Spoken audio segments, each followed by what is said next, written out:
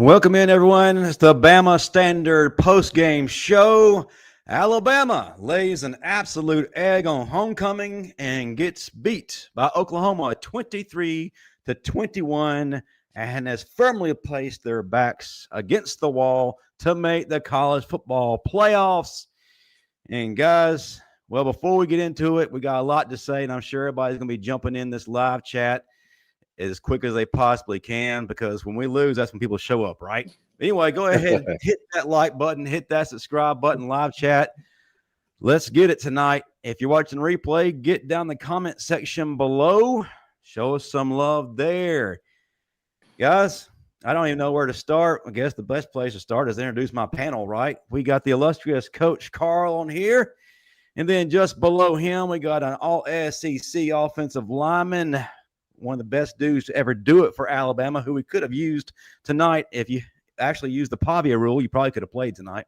But welcome back, Alonzo Ephraim. Fellas, what's going on? What's going on? Let's get right to it. Tough one to swallow tonight, man. Tough one to swallow tonight. I think we just, I mean, it ain't even the fact that we didn't play our best game. We helped them. 3-4 turnovers, resulting points, and I don't know. We just didn't play with passion tonight. It don't look like. Kind of seemed like we were sleepwalking through everything, and like we were.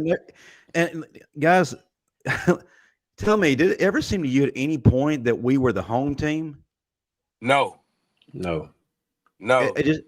never had full control of being at home. At no point during this game did I ever think that Alabama was in control of this game. I agree. It's almost like I don't know, it just seems like we wasn't into it, like the fans and everybody, like almost like we was just waiting on it to happen. I heard a lot of Oklahoma fans cheering when they made plays. I didn't hear much from Bama, and it's not really when we make the plays that we really need it. It's more so when we're struggling and we're down. And we're in a dogfight like we was tonight, and we didn't win it. We need that help from our fans. We absolutely do. And I think the biggest thing, Coach Carl, Lonzo, is the fact that we gifted them 17 points. You take away self-inflicted wounds, the scoreboard looks a lot different, right? And I'm just kind of shocked of how we approach this game. Start out, Coach Carl, and then we'll go to Alonzo. And now Johnathan is in the room. But yeah, take it away, Coach Carl. Man, this is the type of shit that makes you want to just slap a coach, man. Honestly, I ain't gonna tell you no lie. I can't say nothing negative about the coaching style. I mean, the game plan was phenomenal. It just poor execution. I knew it was gonna be a long damn half, right? We come out of the gate, we start Oklahoma, they kick 3, right? We get the ball back right there at the 28-yard line. It's 3rd down and 3. We trying to run a deep damn dig right when you got Quavis on the quick out. Like, what the hell you run a deep damn dig when you got Quavis on the quick out? Just hit the damn quick out, get that first down, move the ball on down the field. I guarantee you we get that first down, we score a touchdown on that drive. But you're trying to press the ball down damn field and you forcing the ball on tight coverage when you got a wide open damn tight end sitting in the freaking flat. Come back to this position. What we do again, trying to force the damn ball down the field when you had a wide open running back sitting in the flat. Then when you start going to the flat, taking the damn short passes, now you dirt balling this shit. It just poor execution, man. Ty in the 4th quarter, as great as he is, and love the kid to death, he was shook. The kid had tears in the face. Like, you look at that, they put that boy face on the cameraman. The boy looked like he's ready to cry. Like somebody just smacking him up around. They've been bullying him all night, and he was at the point where he's ready to break. He's probably going in the locker room right now and just bust out crying. He was at the point where he's ready to break. Stop forcing the damn issues. Man, take the simple damn plays. I like the fact that they ran the ball well tonight. Yeah. Some of those reads, right, with Daniel Hill on that, he stopped his feet. At that point, I mean, guy going low at your knees, just hurdle the guy and get the extra damn yard or 2. Yep. Some point you're gonna have to just be athletic. Maybe he's not the athletic. Just take a little quick hurdle, get that first down. We move the ball, even though we still end up getting the first down, but we still missing little simple plays, man. Fourth and or third and 2, he run dead up in the A gap. And when the whole D line had peeled, one cutback, he going up downfield. Just cut back, boom, one little cutback, and just go up the field. You get 5-6 yards, maybe more. It's just a little simple shit, man. Like I'm sitting here, that's why I be telling people I can't watch a football game anymore as an Alabama football fan because I'm a coach. So I'm selectively just picking apart every little damn piece of dumb shit that you do. Like, come on, bro. Like you're throwing the ball deep inside when you got a wide receiver that's favoring the sideline and you get a pick six. Like shit like that, it just really irritates me. Like, don't even throw that route. Boy, bracket coverage, right? You're not throwing the ball to the out of bounds line. You don't throw that ball inside unless he's running on a damn slant route. He's running on a slant route or a dagger route. That means you're throwing the ball down the seam. You're not throwing the ball down in numbers. Like you throwing the ball down the numbers. That's a go route or combat route. You throwing it down in route. Like why would you throw a damn dagger route? Like it's just simple shit, man. It just irritating. Michael Carroll looked great in the run game. He got whooped 2 times in the pass game, and those two beat downs though, again those 2 fumbles, right? Right. It's bad, man. I don't like this shit. We welcome in all Oklahoma fans to the chat. You definitely have a place here to voice your opinions, but I ask that you please be respectful. We have already removed one person out the jump, so if you want to play with me, you'll be tossed. So everybody be respectful.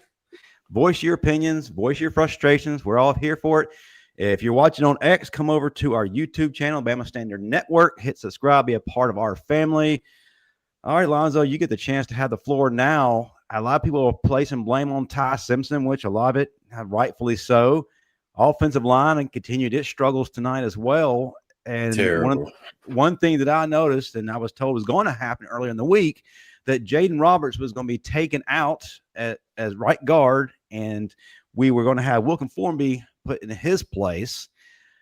Talk to me about what you saw from the offensive line tonight, and was it entirely on Ty, or is it a little bit of both, or was just a whole team? And no, it ain't. This is just like we win as a team, we lose as a team. This was all a team effort. I mean, I remember some plays with a running back running in there on a blitz and linebacker and couldn't handle them. So I think a lot of that has to do with preparation, man.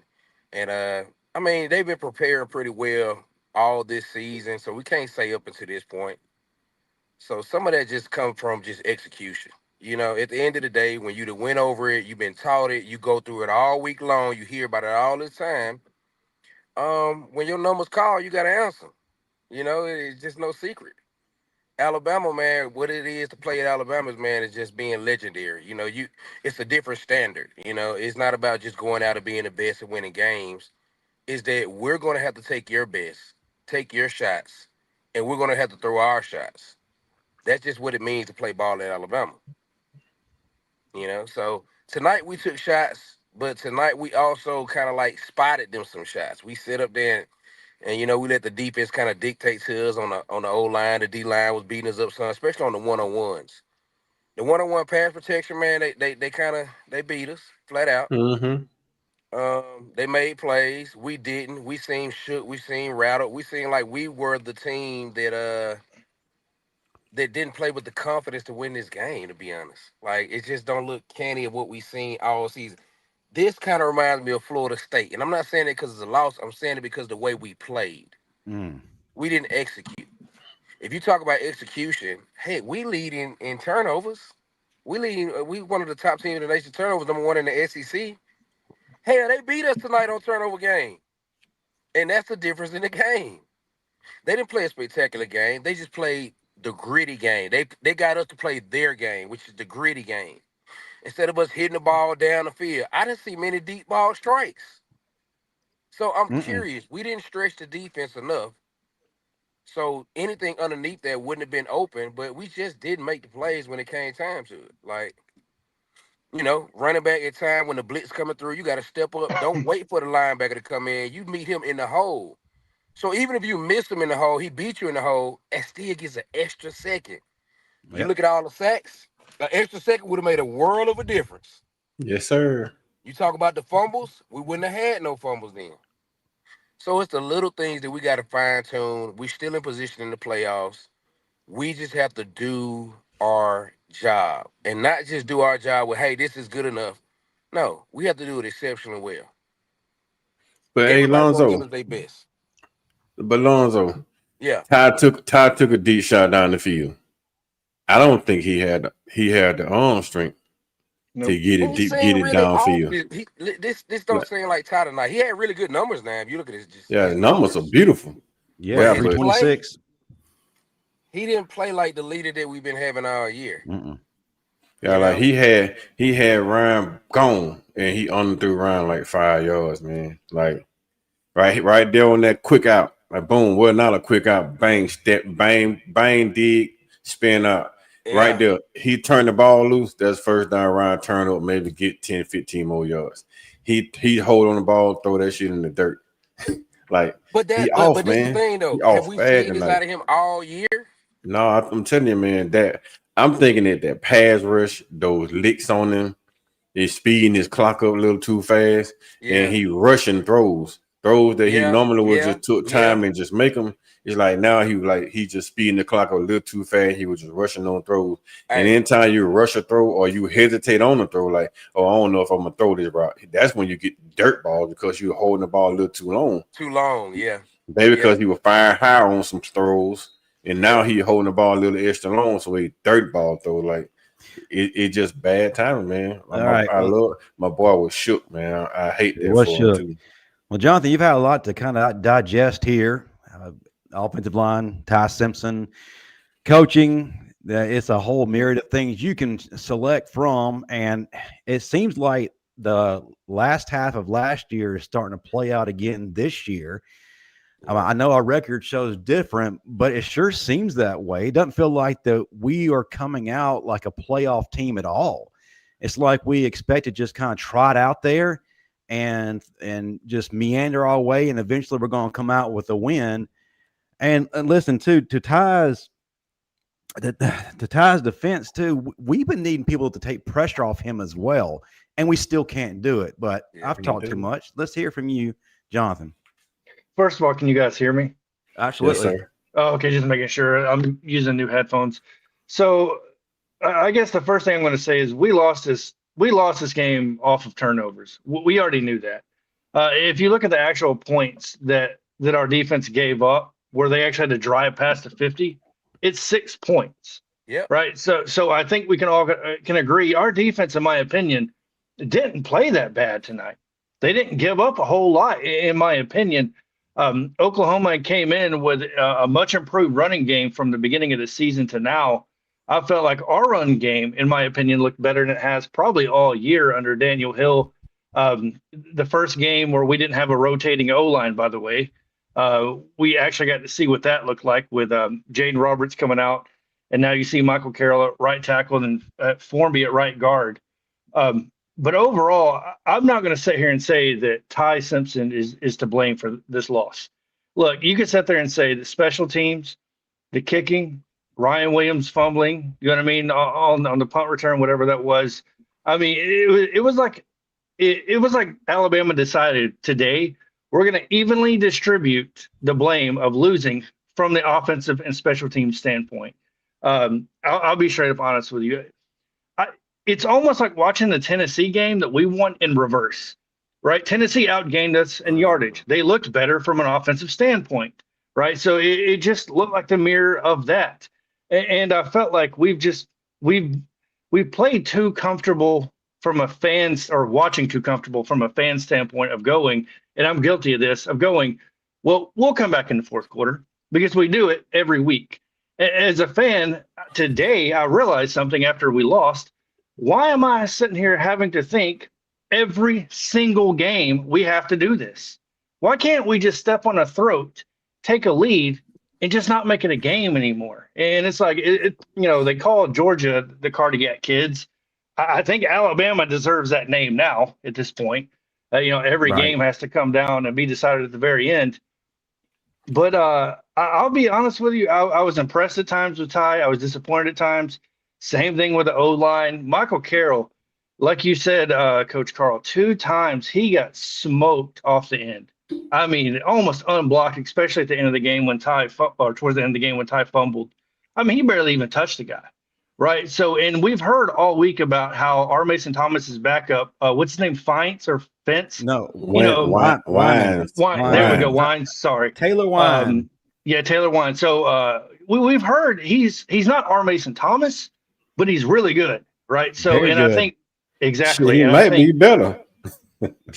Right? So yeah, from that standpoint, and I am, this is just from a Bama fan standpoint, guys. I'm tired of dealing with special teams and kicking problems. I get it. We had Will Reichert for a couple of years, Yeah. but man, it's so annoying. And the fact that this happened in Bryant-Denny, and we're in 2 weeks we're playing Auburn, who's Right. one of, if not the best slanting defensive line teams in the nation. That's a problem. You know what I mean? In my opinion, coming up, this is not going to be a game where we're walking into the Indian burial ground and just winning that game. That's going to be a dogfight as well. So, as a Bama fan, I'm almost like exhausted at this point of watching this team play down to the wire every week. And I get it. People want to say a win's a win and all that. But at the end of the day, this game for me was a gauge of how we should look in the playoffs. I didn't like what I saw. So we went against a competent defense that turns the ball over a lot. That's something we've been known to do all year. And all of a sudden, this game we can't do it, and they do it the whole game. Mhm. It's very frustrating. But I do want to say congratulations to Oklahoma. They won the game. You know what I mean? I'm not going to sit there and say the refs did that or none of that No, BS. not at They all. straight up won the game. Brent Venables, that team deserved the win. They came into Bryant-Denny on homecoming of all days, by the way, and decided to beat us when we were out partying last night, burning pallets at the quad and everything else. So that's Corn fires. yeah, that's the crappy part about it. And then obviously we had the parade at 9 o'clock this morning. So it's fun for the festivities, but when you lose the game, man, it really downplays a lot of it. So yeah. No, Yeah, but John, I got to address the comment real quick, Coach Carl. Chandra 121. Ty does no wrong. Let Justin and the man in the red hat tell it. All right, man in the red hat. Jonathan, I guess we're just going to overlook everything. Listen, we call out everybody. Ty has everybody.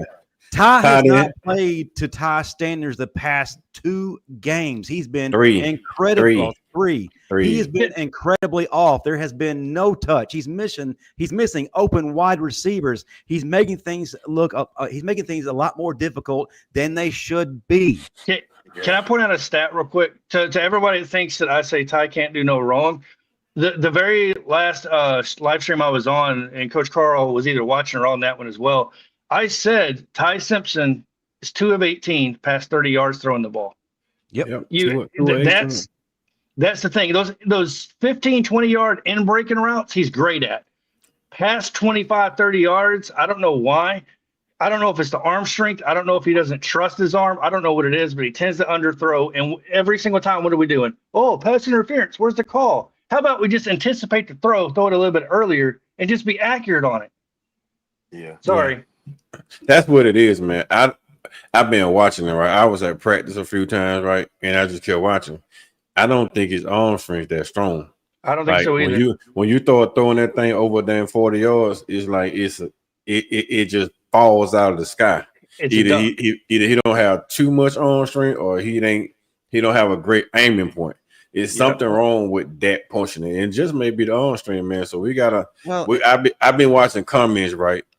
When I be watching football, on people be on their live, they be like, "Well, Ryan Williams ain't getting on throws." Man, Ryan running 35-yard routes. Yeah. So if you got a guy that can't throw the ball 40 yards down the field, all those routes are clear routes. You can't hit Lazier Brooks on a deep post. You can't hit Ryan on a go ball if you don't have the arm strength to do that, because those are clear out routes, and you throw the ball there, there's gonna be a pass interference like tonight. There was a couple of pass interference the referee missed. But I'm looking at the referees like, you can't throw the ball that down to a man that wide open. Why the hell should I bail you out? Like, that's when I'm looking at the referee saying, like, shit, he that wide open, got 2 yard step. Yeah, I ain't finna bail him out. Like, I mean, It is what it is at this point, man. We're not bashing Ty people in the chat. Just understand that Ty played a hell of a game. He had 200 some yard passing in the first half. He didn't have 100-yard passing in the second half. That's all we seen. We missed the field goal at the end of the half, right? Guy jumped across the damn guy head. All you gotta do is just block this guy. He don't need to jump in the air. He jump in the air, you're supposed to just punch him in the balls. Ain't it right, Alonzo? You get that how you supposed to punch him, right, Alonzo? Supposed to punch him in the damn guts, right? Yeah, you're supposed to get shoulder to shoulder, step, punch. And punch. There's no way he jump in the air. You supposed to punch his ass. There's no way he get down on the ground and come up there and tip a ball, right? All that is just toughness, man. Oklahoma is way more tough than us, man. I'm telling you, man. We gotta start getting bullied and start being the damn bullies. Yeah. Defense bully ball tonight. They played phenomenal, man. Defense gave up fucking 9 points. Literally. That John Mateer damn bullshit quarterback run, that was a misassignment. Defense basically gave up 9 points. Game if your offense don't give up points. Exactly. If your offense don't give up that pick six, somebody chase down a damn safety. But think about it like chase down the safety. Go ahead, Alonzo. Yeah, go ahead, Alonzo. He froze. You froze, Alonzo? Hello? Hey, we can still hear you. Can you hear us? Yeah, I think I might have did. Can you hear me now? Yeah, yes, sir. Perfect. Okay, what I was saying was that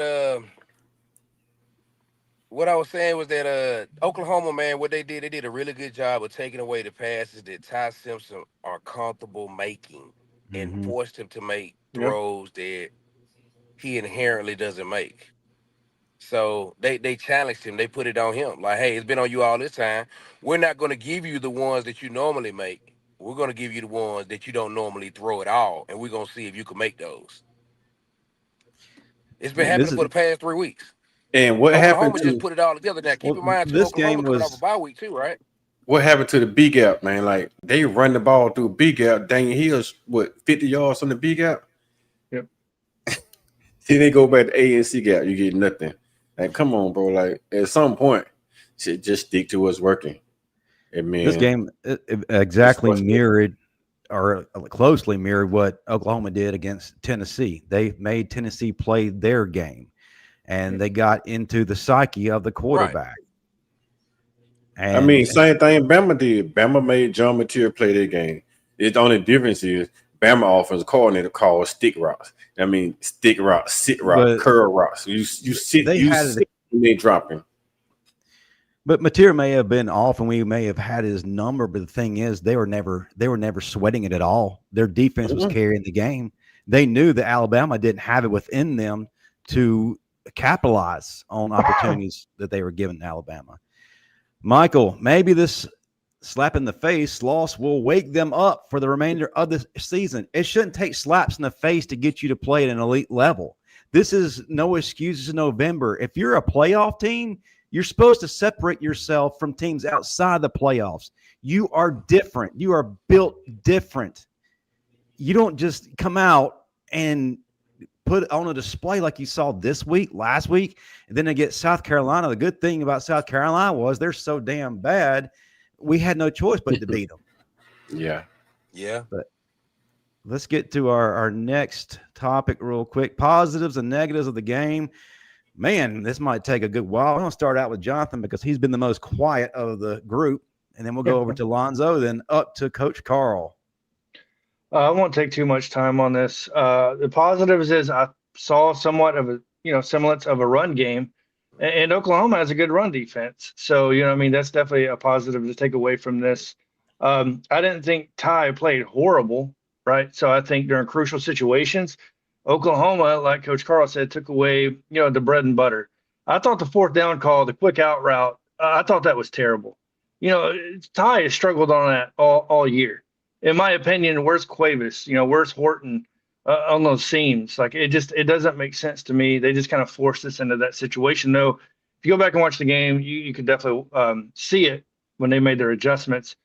But other positives, I think the defense, in my opinion, played fairly well. And I guess my last positive is, even though we turned the ball over 3 times, could have been more. This was still a close game, and we still could have we had a chance to win this game. And Oklahoma is not a scrub team, guys. Oklahoma is not a No. bottom feeder SEC team, right? So Mateer's finally probably healthy back with his hand. Venables has that defense playing. And then the negatives, my negative is I think it took us a little too long to kind of finally figure out our O-line. Like, okay, but we're, week 11 or week 12 in the season. And now all of a sudden we stop rotating and we start turning the ball over, you know what I mean? And I don't know. I don't know what we're going to do about like the deep throws with Ty Simpson. I don't know how to solve that. I'm not a coach, you know what I mean? I'm not a previous player or nothing like that, but we have a lot of work to do because Auburn's not going to roll over for us. They have nothing to lose. They have absolutely nothing to lose. Ashton Daniels all of a sudden looks like a damn Heisman candidate for some weird reason. So you best believe that's going to be a dogfight. But yeah, that's my positives and negatives. Hold on a second, Del B. Venable cheats. Period. No, don't be that way, dude. We got taken to the woodshed, and when we weren't being taken to the woodshed, we were taking ourselves to the woodshed. Venables is a hell of a coach. You give him time to plan, and then don't forget to mention that we're one-dimensional. It's not that hard to plan against a team that is not one-dimensional and make what you do good turn against you. Go ahead, Alonzo. All right, positive from the games. What's his name? Quavo's, man, he played really well. Tight end, he balled out. I like to see more of him being used. There was some throws across the middle, a couple plays across the middle that we could have used him, man. He had a hell of a game. He really did. I like to see the run game come back alive. This probably was our best run game of the season. Well, other positive, the defense. Hey, man, hats off to the defense. They played absolutely lights out. They gave up 9 points. You give up 9 points, you expect to win. Sorry. Okay. Supposed to. The negatives of the game. The negatives, we still haven't. I don't think we still found our O-line. I don't. I don't think we have the continuity there to be able to trust each other. Because a part of playing O-line is about feeling what you don't see. And a part of that feeling what you don't see is trusting that the next person is going to be right there, when you need them. And a couple times they weren't there for each other, and that comes from, I don't blame them, but I just think that comes from not having a consistent line that, a steady group to gel and kind of like, mold together. More negatives from the game. I think the deep ball, I don't know where that's where that went to. We need that deep ball back to stretch the defense. But overall, I think we're going to bounce back from the game. It's a tough one to swallow. We've been so predominantly winning all the time, and this is what we expect. It's the Alabama standard. So, hey, man, just say chin up, chest out, take it take it on the chin, and we'll bounce back. We will. Have to. We have no choice if we want to go to the playoffs. Got no choice, but hey, I agree. Auburn ain't gonna come in here and play. Auburn's not gonna play the fiddle. Especially if they will have a successful season if they beat us. Absolutely. Let's be honest about it. Auburn beat us this year. It don't matter what's going on down there. They happy. Yep. Absolutely. So like our counterpart say, that other school. I'm gonna stop saying their name. That other school. Mm-hmm. Thank you, sir. Thank you, sir. It's gonna come. It's gonna come with a hard hat, man, ready to kind of like mess up our whole entire season. We beat them, we in. We lose to them, we out. Yep. So here's something staggering. Bama has 400 plus yards. OU had 212. What does that tell you? Turnovers. 3 turnovers. That's what it tells you. You give them the ball. Listen, if we started drives on Oklahoma's 30-yard line, 28-yard line, you're virtually starting a first down out of red zone. Like, come on. Yeah. Come on. At the minimum, if you just don't turn it over, you kick a field goal. You still get points. We spotted you 3 points. 3+ each time we gave you the ball on our side. So, we eliminate those things. Those are uncanny. We eliminate those, man. We win this game by 2 scores. Yep. Coach Carl, it's up to you. Positives and negatives of the game. Man, positive, like everybody just said, man. It's the Run game was a part of tonight. I like the way Daniel here ran the ball, insert Hitchison. I didn't like the way he stopped his feet on short down and distance. Just go ahead and bowl through and try to get what you can get. Don't stop your feet at the line of scrimmage. So that's the only negative I have about that portion of it. But I mean, it's a lot of positives, man. Like John didn't like that out route. I mean, I was cool with the out route on 4th down and 5, right? I'm cool with that out route. My problem is if you're gonna run doubles, if you're gonna run a quick out, why you ain't running the slant? You gotta get something to make the DBs decide who you taking. You taking the slant or you taking it out? They running go ball and the out ball. No, man, make them cross. Make them make a choice. You make them make a choice, it's an easier throw. You would just give him a straight out route. The guy already sitting on the out route. You can't just make that play when he's sitting curled or flat. So now, if that case, you just can't fake the curl and go on the damn slant route. That make it easier throw because it's right there in your face. It's a shorter throw. That's a big negative right there. Wrong rock concept on a 4th down that you gotta get to win the game, to stay alive in the game. Put it like that. Positive, man. I think that's about all, man. I like the way Ty played, way he bounced back, right? I like the way he bounced back. I actually like Michael Carroll, except the 2 times he got beat. My biggest negative, I don't understand if you're going to put Michael Carroll tackle, while you would take Jaden Roberts, a long time starter for this offense, and put him on the sideline and put a first year starter, which is Wickham Formby, back inside where you make those offensive check. Now you telling Mike Carroll you kick outside the 5 tick. I'm gonna take the 3 tick, and then you're gonna turn loose down blitzing linebacker who's actually standing in the hole that you know's coming. You sit there and look at him, set the cone, but you're gonna take the damn 3 tick and lead it down with linebacker wide on by say lead Kip Lewis by himself. No, you take Kip Lewis. I'll take that Jaden Roberts. I'm gonna take Kip. Now, if Jaden Roberts, he would took Kip. Mike Carroll, you take the 3 tick. We're gonna turn the 5 loose, right? Make him go around. Ty can see that step up in the pocket right there and make a throw. And you're gonna turn somebody loose. You turn somebody loose on the outside. You don't turn nobody. Yeah, you don't turn nobody up in the A gap. Yeah. Straight line pressure. The word down pressure. Stop damn making the wrong damn reads. Right. That's what I'm saying. Hey, we have a fabulous offense. Huh? You know, coaching one-on-one, what's the fastest way to the quarterback? Straight line. Straight line. So A gap pressure. gave that up, man.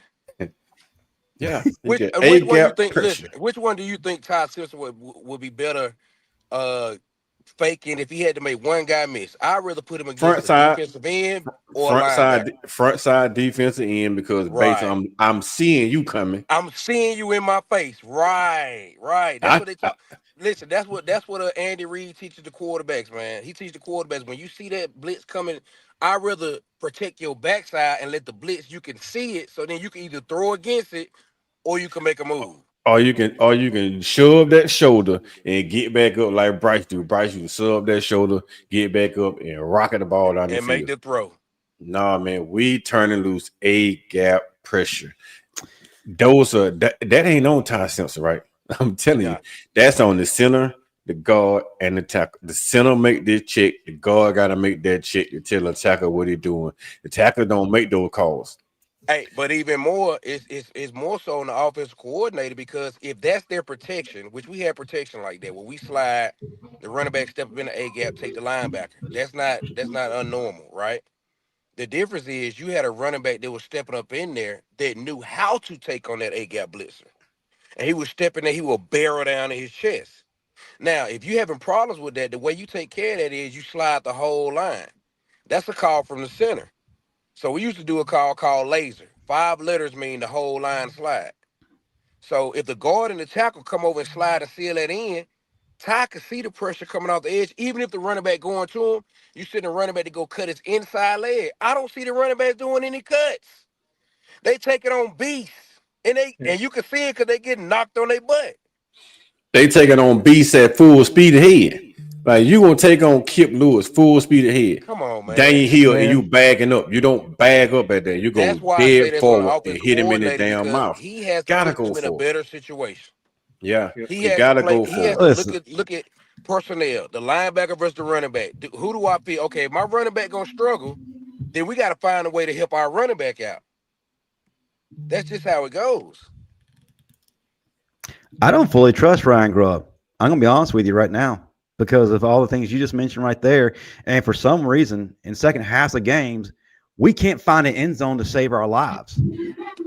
We have Now, that's been going played. on all year. We have played 10 games, gentlemen. We're still having the same issues from game one. A good offensive coordinator changes all that. Yep.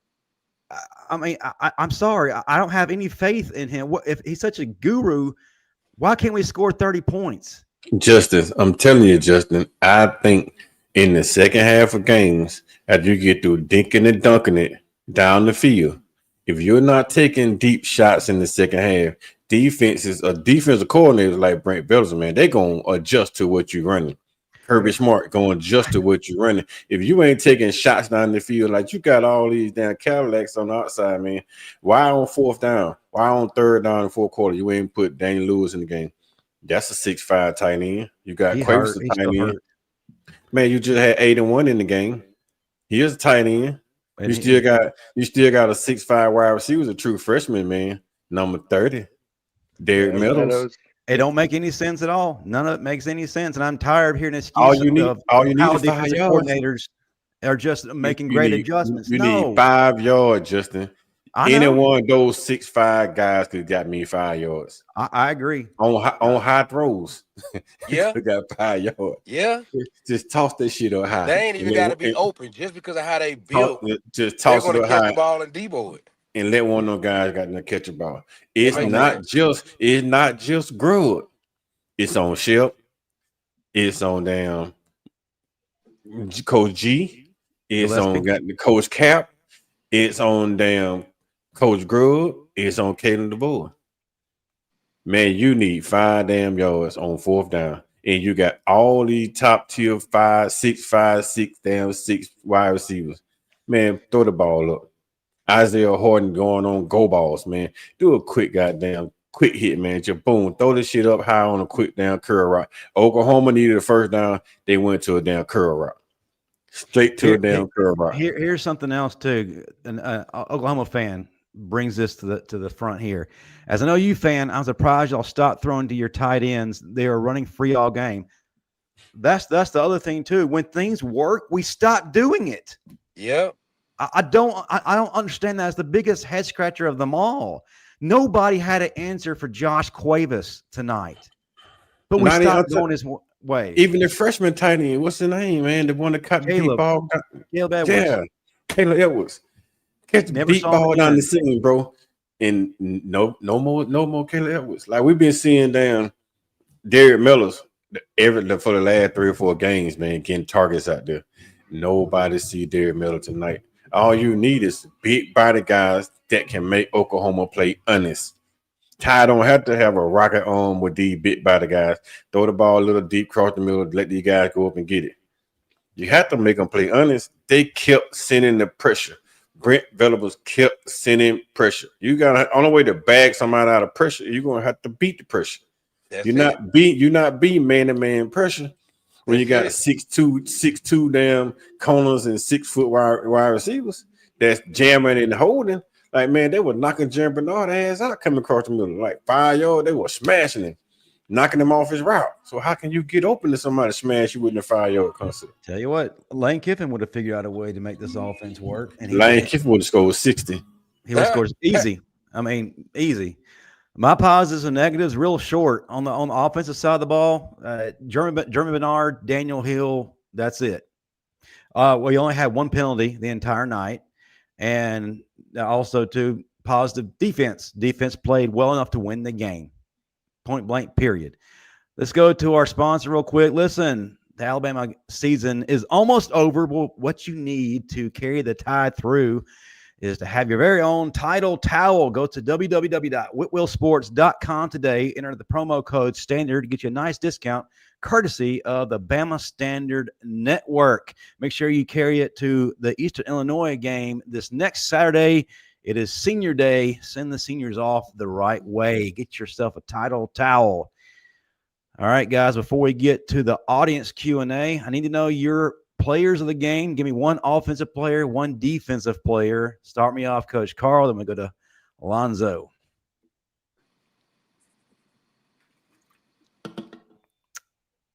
We can't hear you. You're on mute, Coach Carl. Offensive player of the game, Josh Cuevas. Boom. Defensive player of the game, the whole damn defense. The whole damn defense. They all did phenomenal. Every last one. I second that. I second both of those. There's no question. Josh Cuevas had a coming out party, man. We got to find ways to get those guys the ball. You know, everybody know about our wide receiver. That's another way to relieve pressure, you know, off of the passing game on the outside with the wide receivers. Get those tight ends involved. I love watching him tonight. He really played well. I can't add any more to that. There's really nothing else to pick from. It's really not. Well, the good thing is we have a lot of questions and a lot of comments from the audience tonight. So, guys, fasten your seatbelts. They are coming. All right, so let me scroll on up. First of all, got a shout out to Cody Stevens for the $5 super chat. Thank you so much, Cody. There was no urgency on that last drive, and the defense did their job. I didn't think there was any urgency in the entire game. Yep. They sure looked good coming out of the tunnel and beating on the pad that was on the field goal. But outside of that, that's when it stopped. Yeah, you had your WWE entrance, and then you just stopped. Look, Ty and them, man, they do really well on a 2-minute offense. I think we should have went 2-minute offense the whole game. 2 minutes. I would have went 2 minutes in the fourth quarter. 2-minute offense the whole game, man. All you needed was one field goal. That's it. One field goal in the fourth quarter. 2-minute offense the whole fourth quarter. Get it over there, take a field goal, boom. Oklahoma was not going to move the ball on that defense. That defense is playing electric tonight. I guarantee you they heard all the criticism about how terrible they've been playing. They didn't give up nothing tonight. Nothing. Everything was giving up was all short throws. Oklahoma guys just breaking tackles, man. Like, honest, they just broke tackles. Tackles were there to be made. They just broke them. Most of the yardage they got, man, came off with kick returns. Just think about it. They had 212-yard total offense, right? Mm-hmm. And they had 80-some yards on damn kick return. Wow. Guarantee you got the boy broke a 50-some yard return, a 30-yard return, so he had to have 80-some yards in return. Yep. Yeah, it's wild, Coach Carl. Yeah, they had only 212 yards total. We dominated in terms of yards with 406, and we also dominated in terms of time of possession. Time of possession, yeah. Yep. That we stopped still them. Lost the game. We still lost the game. We gave them a pick six. We gave them 3 turnovers in our territory, and we got the ball in their territory and gave them a turnover. So, I mean, what can you do about that? It's like, man, it was just one of those nights. Oklahoma played way harder than us. And I told my wife, she told me, why our boys ain't so violent? I said, man, our boys doing the right thing, which I can't knock. I told him, I said, I never get mad at these kids. Our kids getting baptized, getting in like the Christ. But at the same time, they losing their edge. A lot of them losing their edge. Defense, like they got baptized and gaining edge. Offense is just playing that feel good type of music. We know we good, but we got to go out here and prove it. Everybody know the offense is good. They're not going to just let you come down here and beat us. You got to go out here and prove your damn rights, man. We knew Oklahoma was coming. All these fans, man, Justin, y'all said this all week long. Oklahoma was coming. Brett was coming. They was going to come down here and try to beat our heads in. We knew the game was going to be tight. Why are players not understanding that this game is so damn big? Why is the coaching staff not so prepared, man, and knew what was coming? It's like they don't know what's coming. Now, my question is, now Oklahoma had 2 weeks to prepare for this game. Right. So I'm wondering if they and we know that most teams that come off of a bye week and stuff, they're harder to beat, because they had 2 weeks to prepare for the game. And they tend to throw little wrinkles in. They take some of the things that you might have struggled with in the first part of the season, like against Florida State. They'll work on that all week, and then you have to get ready to see that again. But if that team hasn't done that play all season, you're not preparing for that play.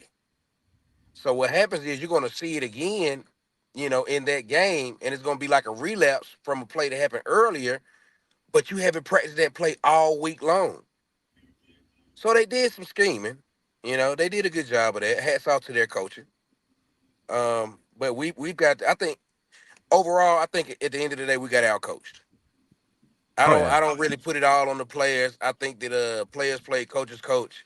Coaches come up with the scheme. They come up with the plan to win the game. And we weren't prepared for the small things, and that's coaching. That's not on the players. 100%. And I'm not the one to say nothing negative about coaches, but today, Right. today is frustrating. Today is frustrating me like hell today because I'm a defensive guy. So everybody been killing Kane Womack, and I'm sitting there telling me it ain't Kane Womack. Yeah, it's not Kane Womack. Right. It's not Kane. No. Now people gonna start realizing that hell, Kane Womack called a hell of a game. It's just offense putting them in damn tight situations. Yeah, you can't win them all on defense. Sometimes you give up that type of shit. And you're right. And in the last 2-3 games, we won because of defense.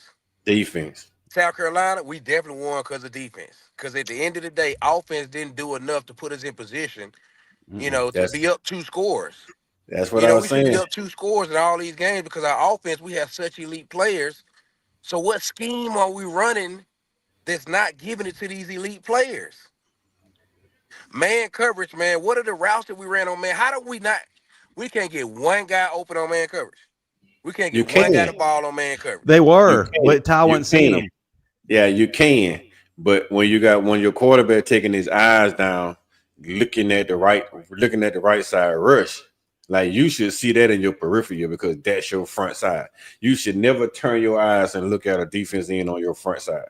You should be seeing that. Okay, I see him coming. Let me slide, and get rid of the ball. No, his eye turning all the way to the side, looking at this rush. Yeah, you look backside. You don't look front side.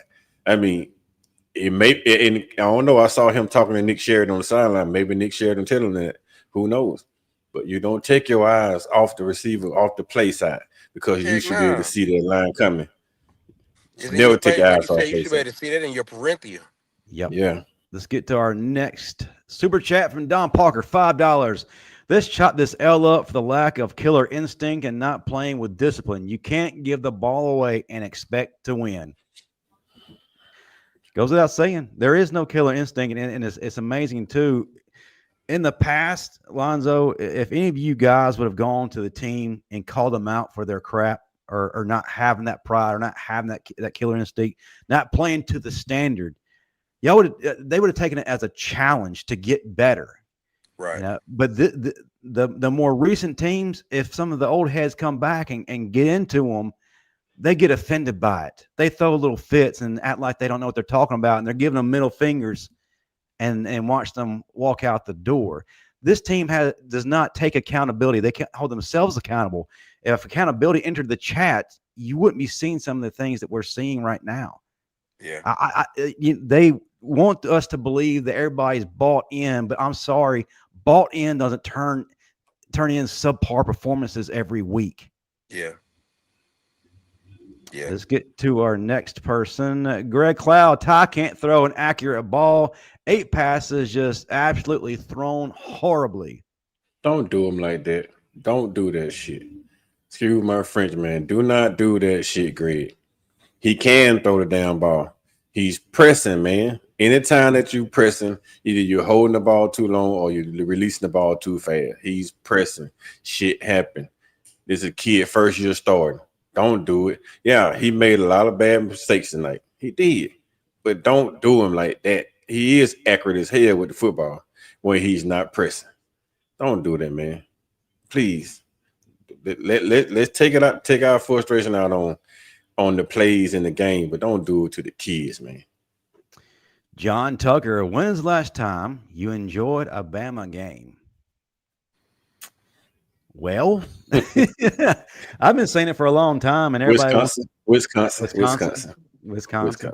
Everybody keeps saying, well, it's a different era. Things have changed dramatically. I miss joyless murder ball, and I'm not expecting that every week, but you do expect at some point to play your best game. And we have yet to see Alabama play a complete game or their best game and dominate from start to finish.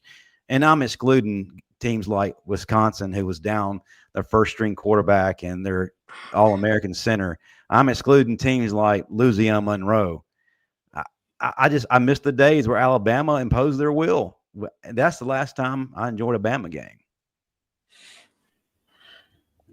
All right. 2020, maybe.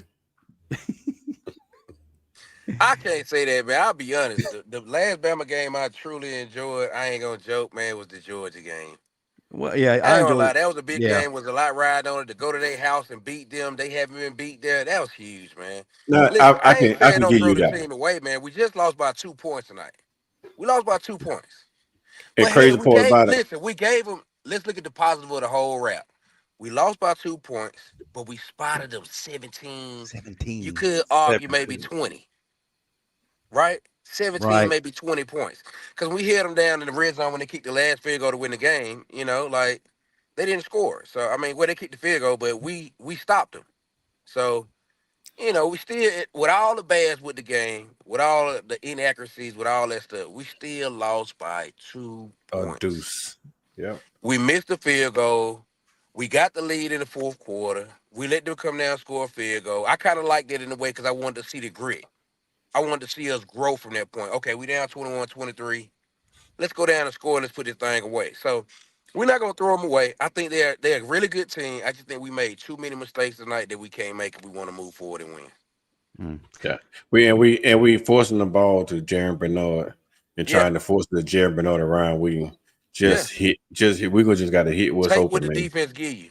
Hit what's open. Yeah. That's the thing. You have to take it because the running back was open a lot on the swing. Yeah. Tight ends was Tight open. ends open. Just take what they give. And Ty has been good at doing that, man. If you really look at it, I'm telling you, Alonzo, taking whatever they give you. I tell you, Alonzo, man, when you start I guarantee every time he pick up his phone, he start hearing Heisman, this Heisman, that. He the Heisman front run at one point. Now you in third spot. So now you pressing a little bit. That's all I'm saying. I agree. I didn't want to say that, Coach. I agree with you. And I felt that was the reason why, because this is uncanny. Like, this is really not how Ty play. He Ty pressing puts him us in positions to win games. to You win. know what I'm saying? He's done it all year long. This game here, he forced a lot of stuff, and he might be, like, as Saban say, eating a little bit of the rat poison. Yeah. Should just take the check He down. doesn't strike me as a guy who does that, to be honest with you, but I do also feel like he may be pressing because he feels like it's all on him. And he's not even that though, John. I mean, Justin, you think about it. Ty against Georgia. Georgia covered everything deep. What did Ty do? He checked that shit down every single time. He methodically checked that down, went down the field, score. Off check downs. When you gave up those deep throws, he took them. Now you walk everything down, you press man, he taking the throws. Now he forcing. You trying to throw down dagger routes in between the safety and a corner. Like that's a layup throw. You don't make those throws every day. Like Patrick Mahomes don't take those throws every day. He see that route. Okay, no, I'm not gonna do that. Boom, but here go a check down. Oh, here comes a dig route. I can see that crosser coming. You take what the defense gives you and you live to play the next down. Right. That's it. Next. But in all honesty though, their defense didn't give him time to really think about it either though. Like, they were bringing that heat. Yeah. And it was getting back there and he felt it. And I think that's what it was. He felt it so much that it's like either he's holding the ball too long because he don't want to make a mistake, throw a pick, or he's throwing it too soon and the timing of everything was off. And throwing the picks. I know once he threw that pick six, everything was off for Ty from that point on. He started seeing ghosts. Everything was ghosts. All he had to do was like, boom. You see a linebacker blitzing, hey, redirect. Boom. point out the linebacker, point at your receiver, redirect. Now you make the linebacker change his mind whether he coming. If he's still going, we go right behind you. Boom, quick hit behind you. Right. We're gonna make Brent Venables change your mind. Venables, you're gonna change, right? Boom. You sit here, you see a guy in the wide 9, you know he coming, turn him loose because I got a running back leaking in the flat. I'll tell him don't even touch the right tackle, don't touch him, turn loose, linebacker leaking in the flat. You sidearm that thing to the linebacker in the flat. It's 2-on-3. Those two make a block, we still running. Little simple plays. And what Ty was doing, he was boom. Now he's trying to force it down the field. I'm telling you, man, that Coach, pressure is more. Hey, Coach, you just said you tell the tackle to let that wide 9 go. I think we Let him go tonight. Yeah, I think we did let the wide 9 go tonight. Hey, at the wrong points though, not at the wrong right point. time. Not like we let the wide 9 go right, but we not letting the wide 9 go when you got a running back in the flat. We letting the wide 9 go when the running back is in the pocket, trying to pick him up, right? Just trying to pick up the block. All right, let's get when you're streaking somebody in the flat, you let the 9 go, and then you throw the ball around the 9. They do it every damn week, man. Mateer did it to us. Yeah. Right. Let's get to some of these people who've been waiting. We got Jones So Real with a super chat down on 99. We might have a Venables issue. It's hard to disagree with that when you lose to him 2 years in a row. Question, do we have any fast wide receivers? Yeah, we have them. We just don't know how to utilize them. Harold Lyles, 1 loss. We should be okay for SEC championship, correct? Harold, I'll be honest with you. I don't care about the SEC championship. I really don't. I think it's a useless game, to be honest with you, because it's an extra game where someone can get hurt. My thing is right now, just get to the playoffs. Let's win each game and then get to the playoffs. I'm not concerned about anything else right now. So I know some folks still enjoy the SEC championship and like to have that extra trophy in their case, but now it doesn't quite mean as much, especially when your back's against the wall. You just kind of went out. Let's see. Will Martin Jr., why was Ryan back there on punt return? Because that's a good question. I don't understand why we made the great question. He probably the most dynamic guy with the ball in the hand outside of Lazio Brooks. But I understand. Yeah, that, when he wants to be, or he's not being touched. Let's evaluate our players now. Now let's be honest. Ryan has had a tough season this year with drops and stuff. Tough. So don't put him in position to make more issues when he's already dealing with issues that you haven't quite fixed. I would have just kept Slade Bolden back there. No question. I just want the ball secure. He graduated. Not Slade Bolden, but the Cole Adams. Same guy. Or how about Lotzier Brooks? Lotzier Brooks. Who was very dynamic. Same guy. They all short and compact.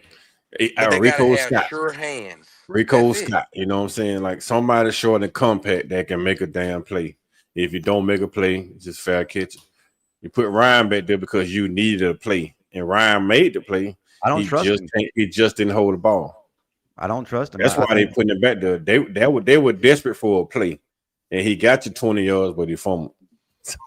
Josh Haney, win if Talty kicked the field goal. Good. You also win if you don't give up 17 points. If you don't hand that over. Not to take anything away from Talty. We need a kicker. Listen, I'm missing Will Reichard right now. But come on, you're on scholarship. The kid was good in high school, but for whatever reason, he got to Alabama. He forgot how to kick. All right. Yeah. We have already covered that. Daniel Denny, $4.99. Y'all will still beat us until it's done. I don't believe it, Daniel. I agree, man. I'm not with this thing with Oklahoma, man. Last year coming into the Oklahoma game, we was in the same kind of position. In position to go into the playoffs and everything. And now it's kind of making me get a relapse of last year a little bit, and I'm a bit uneasy about that. Because we could easily lose the game to Auburn. We already know how the Auburn-Alabama game is every year, the Iron Bowl. So we're not going to ever take that game lightly. Nope. If Auburn plays us like they played last week, bro, we're in trouble. Oh, my God. We are in trouble. Coach Hood. Hey. I think our offensive line is too big. They're powerful, but not mobile. Very slow feet and get beat every time from explosive first steps. Strong is good, but we need quick and agile offensive line. I get it. The offensive line was built to run a Saban offense.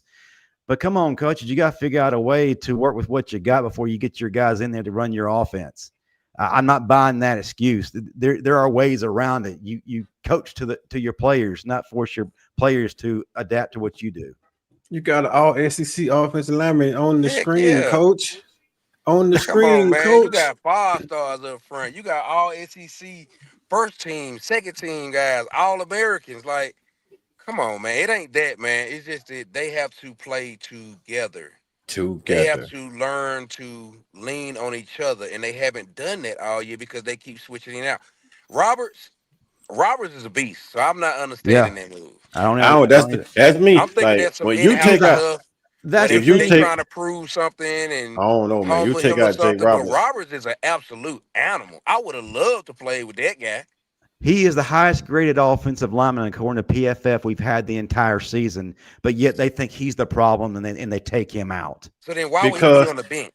because he was holding Wicker Farmby accountable. Every That's the time he thing. missed a block, he was getting in his back. People honestly. miss what he does, Coach Carl Alonzo, is that he's had to not only cover his responsibilities, but he's also been having to cover the mistakes made by Formby. And then Yep. you look at the last time Formby played right guard in the Vanderbilt game, he got his lunch handed to him. Yep. You had our center having to make up for Formby's mistakes when he was at right guard. So Yep. what's the common denominator here? Formally. Then did they not make Wicker Farmby make the choice today? Every time he made the wrong choice, we got sacked. Pressure come up the middle. He always make the wrong mistakes. Like I say, you put Jaden Roberts there. I guarantee you 2 of those linebacker sacks don't happen. I guarantee. I agree. But they say here's the problem. Daryl J. Ole Miss and Georgia must lose today, and Alabama must win out, then beat A&M in the SEC championship. Period. Again, I don't handle even your care. business. I don't care. Handle your I business. don't even care. Let Ole Miss and Texas A&M go play for the SEC. Please go right ahead. Honestly, Ole Miss is the best team in the SEC right now. If we lose in the SEC championship game against Texas A&M, you got to playoff anyway. So just beat Auburn and make the playoff, man. You should have to play them on the road. You got to go on the road, play a game. I don't even care at all. I think we can win 3 games in a row. It's all good. Jason Haywood, $5. We put ourselves in a bad situation. Now we have to overcome the curse of Jordan Hare. O-line better figure it out quickly. Jason, if they haven't figured it out by now, chances are they're not going to figure it out, especially with the constant musical chairs. They better call and hire Alonzo. Hire Zoe and let Zoe come in there and coach the offensive line. I guarantee that guy won't get it wrong. Listen, I won't even guarantee you. I'm willing to bet whatever anybody want to bet that if I get a hold with that old line, I guarantee you're going to see some of the most nastiest dog play you've ever seen. That's how I coach O-line. I coach O-line how I played it. And if you ain't knocking 2 or 3 guys down in one play, you ain't playing O-line.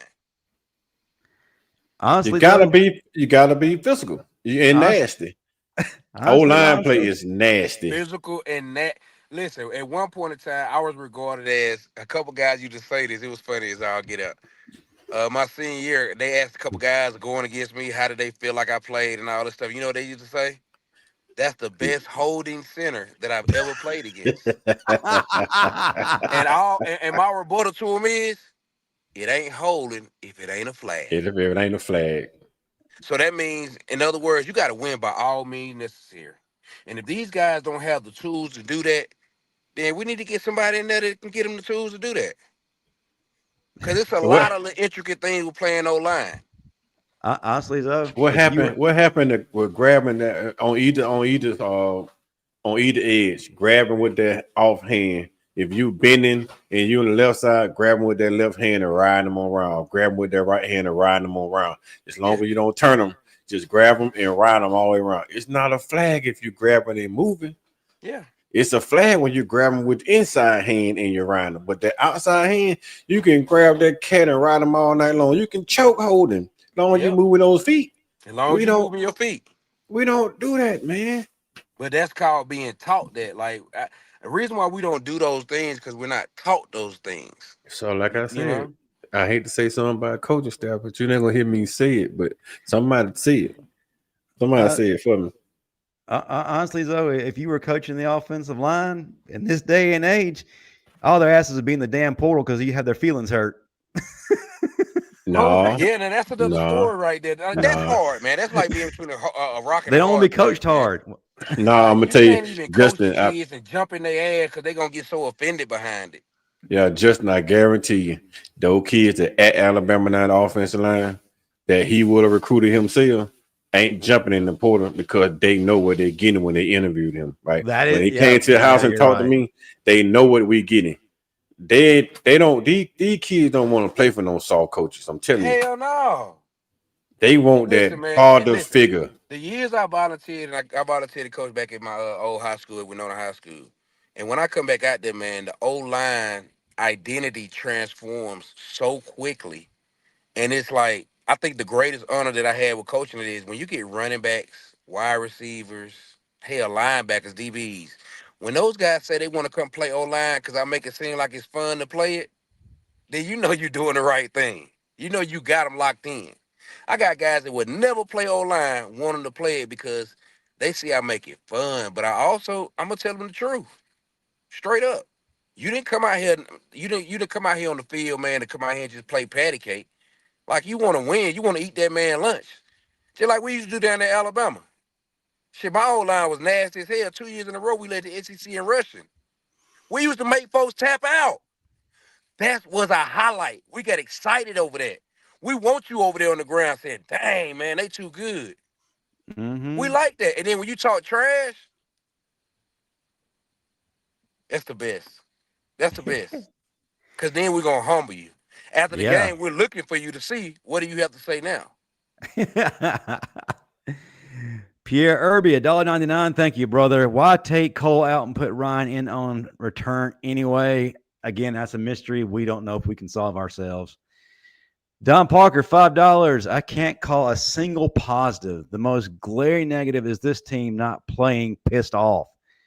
Yep. What more motivation do you need than a revenge game? It is not so much revenge game. One, you're homecoming in your house. You let someone come into your house and whoop your ass, and you took it, and you liked it. And also, too, playoffs are on the line. Playoff seeding is on the line. It doesn't take much motivation. Screw revenge crap. That's for the beginning of the season against teams like Vanderbilt. No. When you go against a big boy for a game with implications like this, you should be plenty motivated. No question. And look, we got a Big Ten person in the chat making fun of the SEC. Can we talk about the strength of schedule of Oregon and the rest of the Big Ten, please? Please, can anyone want to address that? No? I got you. All right. Nielsen, will Ty's lack of throwing deep hinder our playoff chances to make a deep run? No. Yeah. I don't think so. I think so because part of like these teams in the playoffs, bro, like you know, you talking about running up against teams like Notre Dame and all of them. If you look at them, man, like you have to stretch their defenses, like, and then we're not running the ball that well either. So, you know, you got to have something that you do well. You got to have something that you do well. Yeah. And, you know, distributing the ball around, we've been really good at it. But that deep ball, man, has been like non-existent. The deep plays is the difference in us breaking the game open and keeping the game close. Yeah, I say no, only because you don't have to throw the ball deep to get those deep throws. All we gotta do is just figure out how to get a running game and make the safety walk down, and then you can throw the ball 20 yards down the field and break it loose. So you don't have to have a 40-yard arm. You just gotta have a company running game. Just suck in the damn defense, and then you can just dump the ball a little bit behind their head. So a couple of things, if we can do that. for a run game. One, we keep running Daniel Hill until the wheels fall off. Two, run it to Dewberry and Proctor's side. Quit going to the weak side of the offensive line. We still haven't figured that out yet. We did a little bit tonight, and we were successful when we weren't holding. But why are we not running to the strongest part of the offensive line? Yeah. Because they run they gonna basically they like to run short side of the field. Today they realized that Oklahoma was slanting everything to the strong side, so they trying to bounce everything wide side. Daniel Hill made one good cut and got out the field for 28 yards. He didn't make the next good cuts. So like most of the team playing Bama, they know Bama can't handle the slants. So it's something going on with the chemistry. Like they don't have the continuity up front to even pick up the slants. You slant your defensive line, you beat Bama. So Bama's got to work it out, man, and figure out how to pick up the slants. If you know a D-line slant, shit, just down block their asses. I mean, just go and wash them out. Yeah. I mean, you're right. If you loop, stunt, or slant, it throws everything off. Everything off. I'm gonna tell you something else I had been thinking about too. In question, I wonder if we changing the cadence up, because changing the cadence up for us, it puts us in a better situation. It helps us out because we know the snap count. Then you have the defense kind of playing on their heels. When the defense slants and they know the snap count, it makes it so much harder to be able to execute your blocks when they're slanting and they're getting off on the snap count. It makes it damn near impossible to block those guys. So, that's something that I think we should work on, because Auburn's gonna come with it. But Straight up. why not just roll the pocket though, Zoe?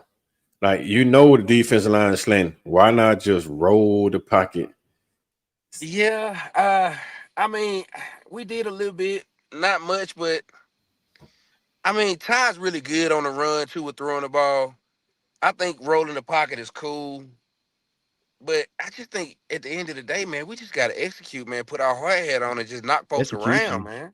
It's execution. It's fundamentals. It's the Like, I'm controllables. tired of seeing a soft ass kind of play like we catching folks. I want to see bodies on the ground.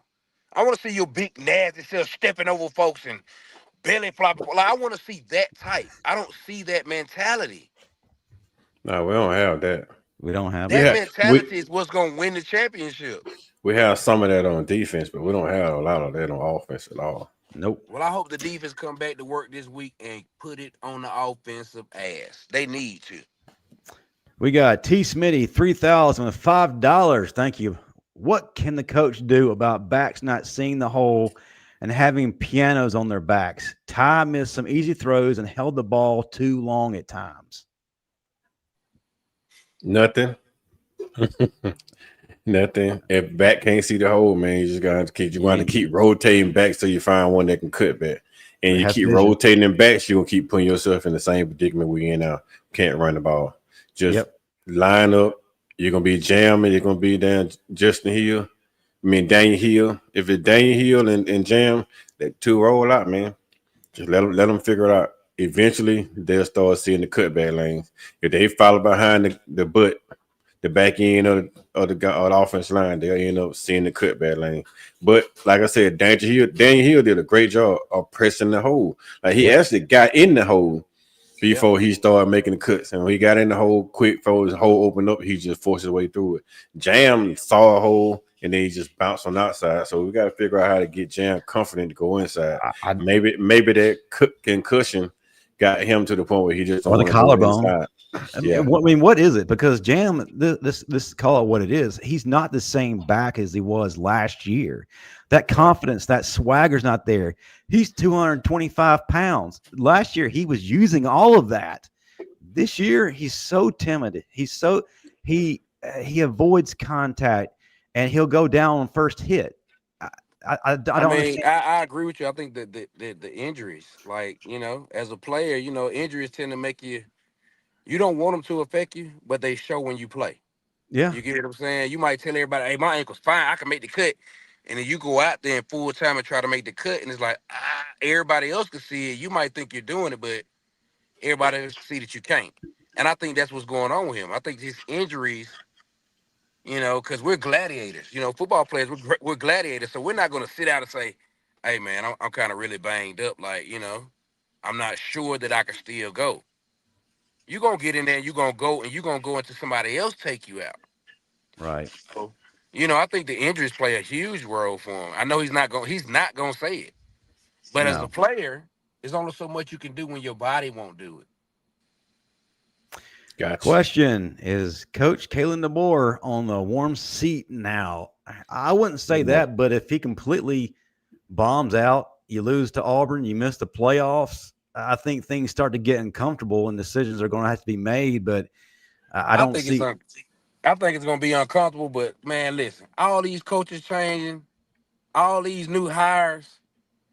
Man, I'm glad we got Kalen when we got him. You understand? Let's be honest about this.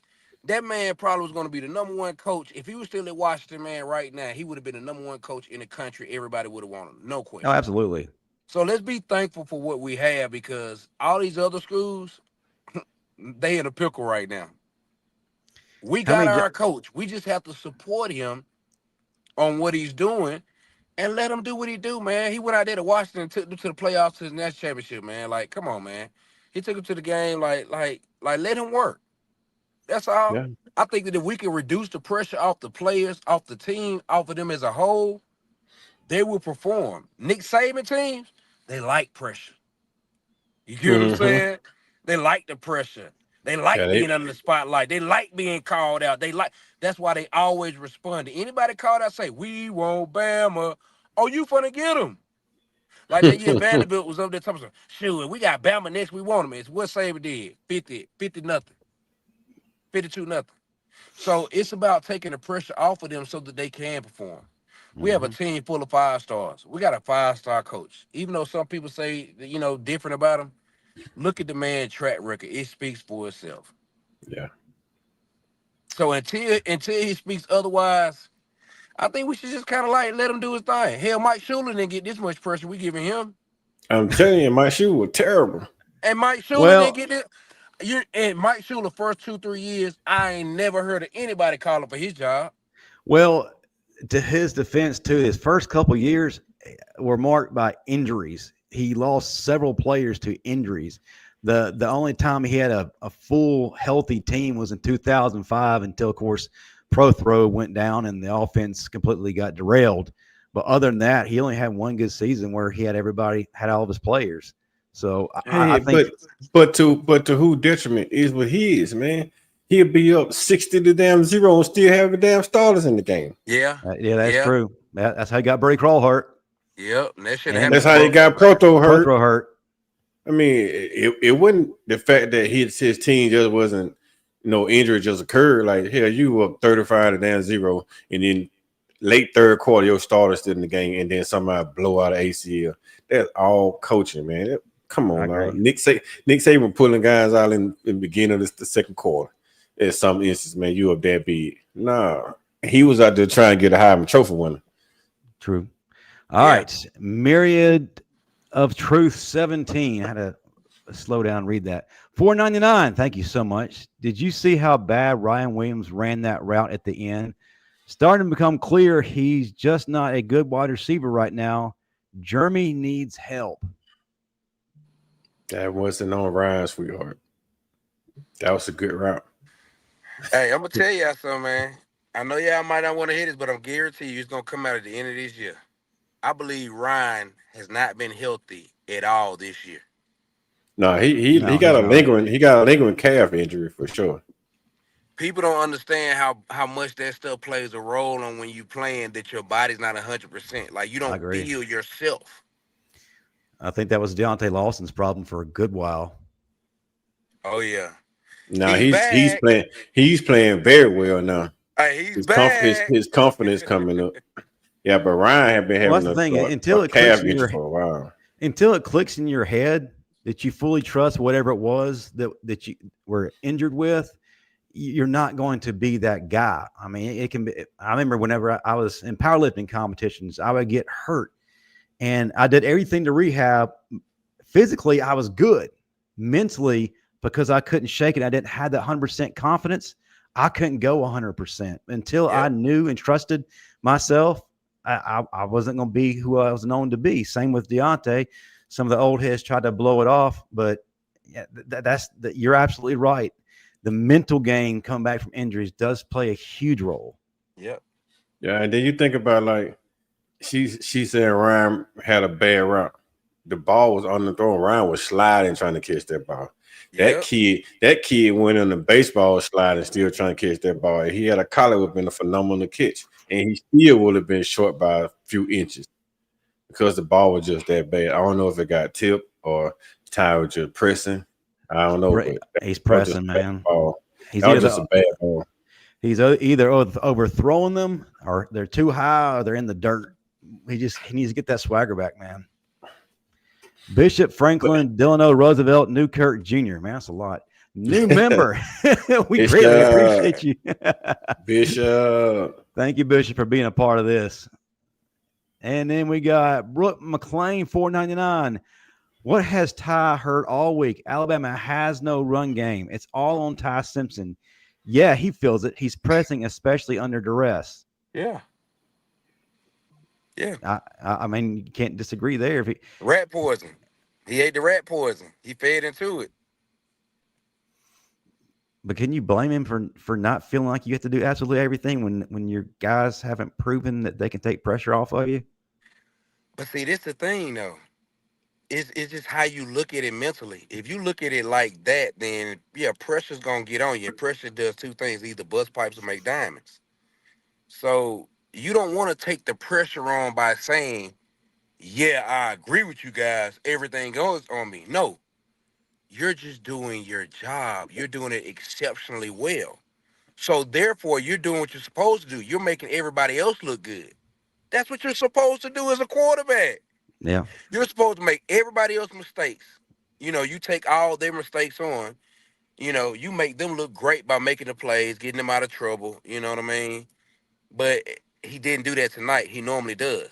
That's the Ty Simpson that we're used to. The last 2 weeks for sure. Yeah. He been pressing way too much. So it's something going on. I knew he didn't have confidence in Wickham Formsby. No. But now they put Wickham Formsby in the middle, like directly in front of him. It seemed like it's speeding up his process a whole lot faster. That's why I say he's pressing. I'm not saying that Ty doing this, Ty doing that, Ty playing terrible. He's pressing. Anytime you got somebody pressure you in the A gap, man, you cannot handle that pressure as a quarterback. I don't give a damn who you are. And Ty's not that fast. He's not that quick hitch like guy like Bryce was. He is not slender on the foot like Jalen Miro. He don't have that it factor like Jalen Hurts and Patrick Mahomes don't have. Those guys that playing on the big level. Even John Material, when he took inside pressure, his feet so quick, he would just boom, boom, boom, and get right back down the field. Ty don't have that, so you can't give up that A-gap pressure. I'm telling you, man. Yeah. He just pressing. Nelson, $1.99, thank you. Hill should have been given more snaps all year. Can't disagree there. He should have been basically carrying the load the entire game. Yeah. And last but not least, we got Damon, Bama Boy Davis, $2. Why Cole Adams not in rotation? Hey man, you got think about it. You got Zoe right here, right? And you got 16 of the Zoes on the field. And then you got a me. Think about it now. It's gonna be hard, man. And that's what I like to tell people too, man. I know everybody be talking about why this player playing, why this player playing. Now listen, there's twofold with that too. I've seen it both sides of it. I've seen it where you have one guy that's really good that they're just not playing him because he has something going on with the coaches. Okay. Mm-hmm. And then you got one situation where a guy, everybody thinks he's good enough, but at practice and stuff or in the game, you can tell he's not ready. See, some people don't want to hear that. Some people don't want to admit to that. We don't know. We don't evaluate Cole Adams every day. Right. So they do. They have film that they watch. They can see everything. Listen, man, if one speck of your hair is out of place, they can see it on film. Mm-hmm. So the big eye in the sky don't lie. So if he's not in there playing, man, either the coaches are making bad mistakes, which is going to cost them their jobs, or maybe the kids just ain't ready right now. Very good point. I'll get one last one before we give our final thoughts from Polk High legend Al Bundy himself. Next week, I say we don't pass not one time and run the ball every play. Use that game to get some scheme working and get the offensive line to stop missing damn assignments. Work on the run game. I'm not against it at all. That's on Zoe. I ain't even answering that. That one's on Zoe. You want to tackle that, Zoe?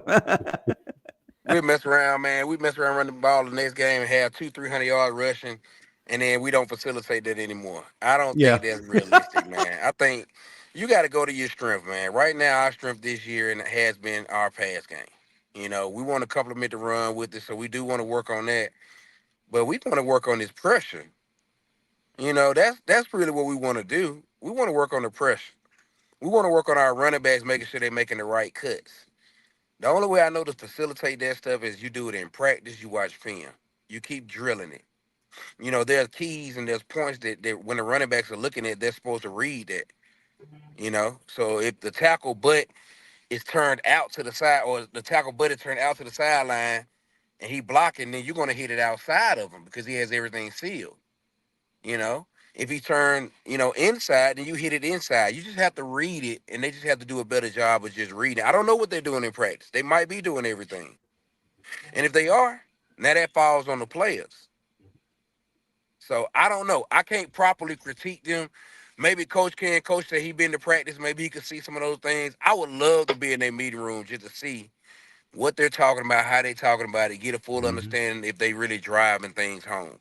Now, I didn't go into the meeting room. We got there too late to do the meeting rooms. We only walked in right when they got on the field and started practicing. Okay. They doing everything right in practice. Right. But that's practice. You're not going 1 versus 1 this late in the year. You may be doing 1 versus 2s or 3s, probably the 1 versus 3s this late in the year. The 3s are giving you work, but they're not 2s for a reason. Yeah. So it's making it a little easier here and there. And I don't think they're going hard as they would be going earlier in the year because it's so late in the year, they don't want to risk injury. So I'm thinking they're just going through the motion a lot. They still going hard, but they ain't going hard. You can tell like from the spring to right now, they ain't been going the same. It's been taking steps back, trying to preserve injury. It makes sense what you said because that's how it looked, how we played. We look like we prepared by going through the motion. Like practices have been real light at the end of the season. Like we're not being real physical. Yeah. You know what I mean? We're not really competing hard at practice and that's how it looked. It looked like we got overwhelmed. Now, like one of the guys was speaking and saying about the O-line, about them being so big in their feet and all that stuff. I believe what we saw was how they do at practice. At practice, when it's so easy for you to take your set, you ain't got to get out your stance quick. You ain't got to move your feet. Now, in real time and game time, you got to do all that, but they haven't seen game time in practice. So when it comes to game time and you line up, now that's when you come out there and you look like a deer in the headlights. Oh, I haven't seen this. I haven't seen him move this fast. I don't know how to move my feet that quick. Well, you need to facilitate that in practice. Well, though, wouldn't they have gotten a great example last week against LSU, who was firing off the line as well? Not to the degree of Oklahoma's front seven, but they at least give you somewhat of a taste to let you know, hey, we got to make sure we are firing off. But again, I honestly think lessons learned. They took. I think they took OU defense for granted, man. I really do. You could tell. I really do. And I'm not talking about the players. I'm talking about the whole entire team took OU for granted. The approach to this game was taken for granted. Yeah, I agree. I really do. Because I think once they got about their first drive, boom, you go 3 and out. The second drive, you go 3 and out. Third drive, you go down the field and then you turn the ball over inside the 20-yard line. Man, all those uncharacteristics. Like Bama get the ball, they move it down the field, score a touchdown on field goal first drive. We're not coming out the gate pressing. Like they ran the ball once the first 3 drives. once.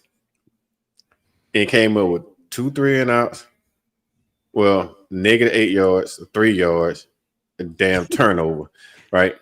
-8 yards, a 3 yard, and then a turnover.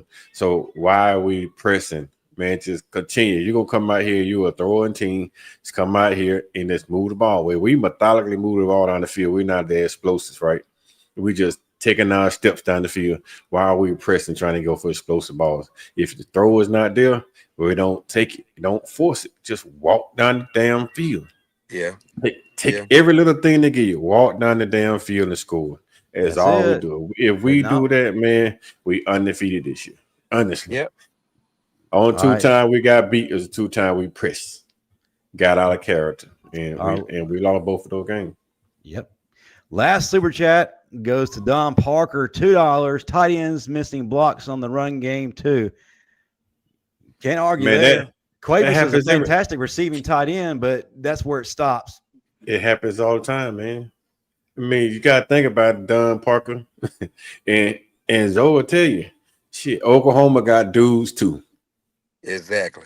They have a lot of dudes. Exactly. A lot of dudes. Yeah, they got some good players over there too, man. So and Don Parker followed that up. $5. Another point to remember: the quarterback play regression at this point last season. This seems like last season all over again. I just said it. In a way, it really does feel that way. If we don't finish strong and we lay an egg against Auburn, yeah, it's just going to be last year all over again. We're going to be right back at the Outback Bowl, and possibly turn in another performance like we saw against Michigan, where no one gave a damn, and it was very apparent. Yeah. All right, so we have gotten just about everyone in. We've gone overtime, so I don't want to keep these guys away from their evening. But thank you to everyone who has voiced their opinions tonight. If we missed any of you, we greatly apologize. But now we got to get to our final thoughts. And guys, I'm curious to hear what you had to say, not just about this game, but also your thoughts about the remainder of the season, however that looks. Go ahead, start us out, Alonzo, and then we'll go to Coach Carl. The remainder of the season is like we've been talking all night, man. If we go out there and execute, we play our game, we fix the little cues, we're going to end up with the season that we feel like, we deserve, we worked hard for. I know everybody thinks that since the expansion of the playoffs, that is everybody can get in, but it's really not. It's still just as hard with the 4 teams. The unfortunate part with us is that we're so used to winning and dominating at a high level that we're still trying to rebuild this new program, and it's going to take a little bit of time. Mm-hmm. Okay? So I want everybody to really just kind of support the guys. Coaches coach, players play, commentators commentate, right? So we're going to say our piece and stuff. But understand this, man. We played a bad game tonight. We spotted them points. But we still only lost by 2 points, man. We still only lost by 2 points. A loss is a loss, but we'll bounce back. I think we're going to bounce back. I think the Auburn game is going to be a huge indicator of how we're going to do in the SEC championship game. Well, we got to win that. Ultimately, the playoff. Yeah, we got to beat them. We got to win that. We got to win that game. That's why I said, it's going to be the indicator. We go out there, we handle them. We feel like we're going to be good going to the SEC championship game. I think we'll don't we have to win that one to get to the SEC championship game as well? Yeah. It has to be a toss-up, man, between us and Ole Miss at that point, wouldn't it? Well, we would have had Ole Miss only has one conference loss, so if we lose, so do us. So do us. So if we lose to Auburn, then we're out. We didn't beat Ole Miss though. We didn't play them, so they lost to Georgia. We beat Georgia, so we'll have the edge with the Georgia competition. But we still have 2 losses. But Georgia, hold up. You got to think about it. It's a 3-way because Georgia, Ole Miss, and Alabama. Oklahoma. Yeah. Oklahoma. Yeah. So now you talking about everybody got a loss in the conference from each other. So now that's going to come down to the other things. Okay, how big was the margin of loss? How big of the margin of victory? Well, you just said what the ultimate determining factor is. Ole Miss beat Oklahoma, so they would go handedly. Yeah, that's what I say. Oklahoma or Ole Miss will probably go. So there you go. Yeah, I hate to say it. The only wrinkle I want to throw in there, man, is that shit. Hell, Ole Miss lost it to Georgia. We beat Georgia. So Yeah, you but can't just outright us like that now. we beat Georgia by 3. Yeah. Yeah, at their Oklahoma house. beat us. Oklahoma beat us by 2 in our place. Right. Ole Miss beat Oklahoma. Yeah. Right. They at Beat Oklahoma too, wasn't it? And then they're gonna say Ole Miss is playing better at Now that you point now you than got we a good were. Agreed. point. Now you got a good point. You got a real good point. It probably come down between Ole Miss and Georgia, who playing Right. the better at this point. Georgia about to beat the crap out of Texas. Georgia may be the front runner for the SEC championship. Now I'm gonna tell you what's gonna be kind of funny, man. Now Georgia gonna beat the crap out of Texas, and Texas gonna handle Texas A&M. Yeah, and Texas beat the crap out of OU too. See? It's so much. That comes with asterisk, though, Coach. That comes with asterisk because they were playing against a John Mateer that was hurt. Don't matter. He was duct taped together in that game, and he shouldn't have It played. don't matter. Hell, he could have played the way he played us tonight. Texas still gonna spank him. Well, we'll never know. Dang, I mean, Texas didn't give up no turnovers. We That is did. true. If We did. we don't turn the ball That's over, the difference in the whole entire game. if we don't turn the ball over 4 times, we beat them. And How many turnovers did we have? 3 or 4. 3 turnovers. We Well, had 4 because we turned how many did 4 we with get? that. How many turnovers did we create? 0. That's the that's the thing. We were in the reverse tonight. Oklahoma is usually making the mistakes. John Mateer is usually making mistakes. He may not. He got close. If our linebackers would have had hands, then one of those is a pick 6. Oh yeah, that was a pick. Yeah, that was a pick. That was all right, Coach Carl. Your final thoughts? Hey, my final thought is Zoe said it all. Roll down Tide. Yeah, my final thoughts is, regardless of what we've seen up to this point, regardless of how bad we saw today, just win, and we're in. That's all it is. Nothing else to diagnose or analyze. Beat Auburn, win the Iron Bowl, we advance. Whether that means SEC championship or whether that means the playoffs. Playoffs, right? Playoffs is the ultimate goal. What we do beyond that point, I'm not concerned about. I just want in. That's it. All right. Before we go, guys, tell folks how they can find you on social media. Start us out, Coach, and then we'll go to Zoe. Find me on X at Coach KD Taylor.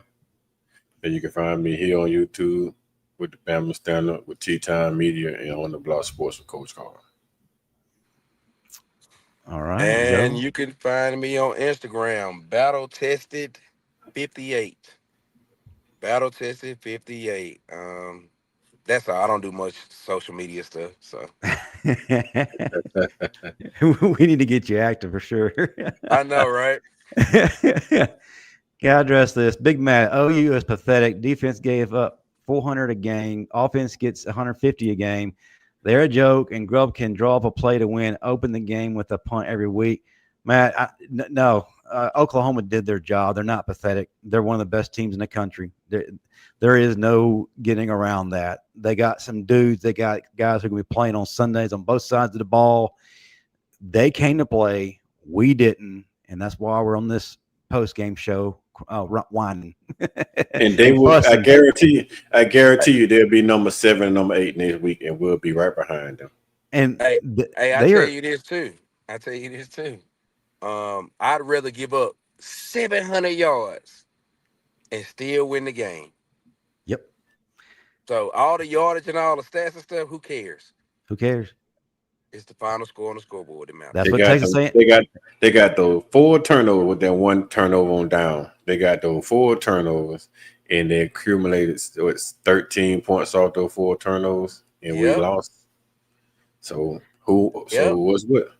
I mean, it is what it is. 13 points, and we lost by 2. Not honestly, because they scored a touchdown on the fumble from Ryan Williams by the quarterback. They got a pick 6, and the other 3 points they scored was all of those damn turnovers. Damn, short fields. Everything they had was off down short field except one drive. That's it. End up with a 3. Yeah, that is it. But y'all, you find us on all social media at the Bama Standard. We're not hard to find. Come back next week, next Tuesday night, 6 p.m. Central. The Bama Standard flagship show will be on the air. And you missed him last week, but Marvin Constant will be back this Tuesday, and you get to hear his thoughts on this game. It's going to be electric. Grab your popcorn, but also add to the excitement, we're going to have Alabama legend Landon Collins in the building, and he's going to give his opinion. But that's going to do it for all of us tonight here. The post-game show. Don't like it when we lose. We appreciate everybody being company with us tonight. Kind of helps us, when we talk things out. But definitely like to be on the winning side a lot better. And if we went out, all this is forgotten. We're happy. But thank you to everyone in the chat tonight who voiced their opinions, asked their questions, and also gave super chats. Again, we don't ever ask for any of that, but we definitely appreciate what you do for us. We couldn't do it here without you. Well, that'll do it for all of us here. The Bama Standard post-game show. Roll Tide. Roll Tide.